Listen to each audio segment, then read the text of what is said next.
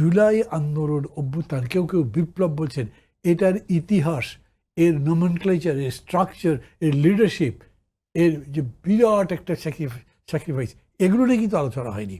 কারা করেছেন, কারা নেতৃত্বে ছিলেন, সত্যি সত্যি কীভাবে গড়ে উঠলো, ভেতরে কোনো স্টোরি আছে কিনা, এইটা ঐক্যবদ্ধ কমিশনের সাবজেক্ট ম্যাটার অফ ডিসকাশনই ছিল না। তাহলে দুটো তো এক হচ্ছে না।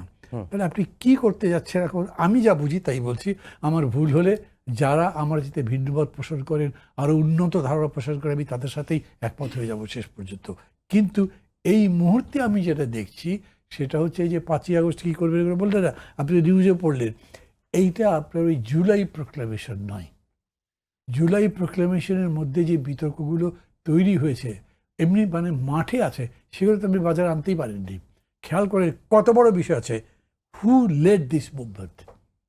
পলিটিক্যাল পার্টিগুলো সবাই বলেছে 15 বছর 16 বছর ধরে রক্ত ঘাম জীবন দিয়ে আমরা এই ভিত্তিটা তৈরি করেছি, তোমরা সেইখানে এসে বীজ লাগিয়েছ, গাছ হয়েছে। আর তারা বলেছে, যারা নেতৃত্ব দিয়েছে, লিটারালি যারা নেতৃত্ব দিয়েছে, তারা বলেছে 15 বছর একটা খুঁটিও তলা নিতে পারেননি। তো ওইটার তো কোনো সমঝোতা হয়নি। এবং দেখেন, তারাই কিন্তু এখন আবার বিতর্ক করছে, ফলে ওই জায়গায় আপনি অ্যাটেম্পটই করেন নাই। আর এইটার জন্য আমি একটা কথা বলবো, যে গভর্নমেন্ট দায়িত্ব নিল গত ডিসেম্বরে, এটা আমরাই করছি সবার সাথে একটা ঐক্যবদ্ধ করি, তারা বোধহয় এটা নির্যাসটাই বোঝেন নাই, যে তারা কোন কাজে হাত দিয়েছেন বা কোন কাজের জন্য এগ্রিমেন্ট করলেন।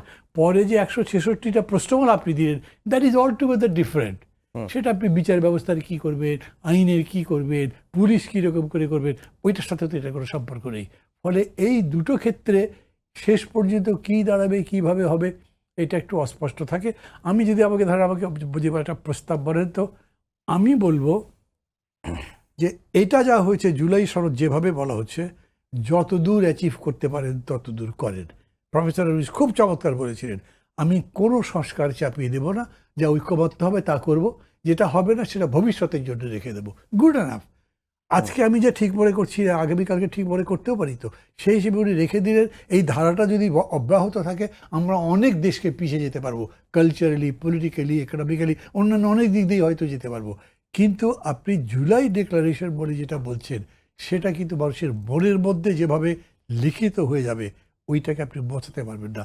যতই বলেন, সাইদকে বোঝাতে পারবেন না, মুগ্ধকে বোঝাতে পারবেন না, যে অসাধারণ সংগ্রাম, ত্যাগ এবং যাদের যাদের যে ভূমিকা, এইটা নিয়ে আপনি একটা গান লিখবেন, তো ওই গানটা ইতিহাস হয়ে যাবে। এটা কিন্তু খুবই চিন্তার বিষয়। আমি মাঝে মাঝে ভাবি, জানি এগুলো বেশি বেশি ভাবছি কিনা, ভাষা আন্দোলনের উপরে একটা গান গফফর চৌধুরী লিখলেন, এখনও সবার মধ্যে। এই ঘটনার উপরে গল্প, কবিতা, নাটক ইত্যাদি ইত্যাদি নাথিং আমি দেখিনি।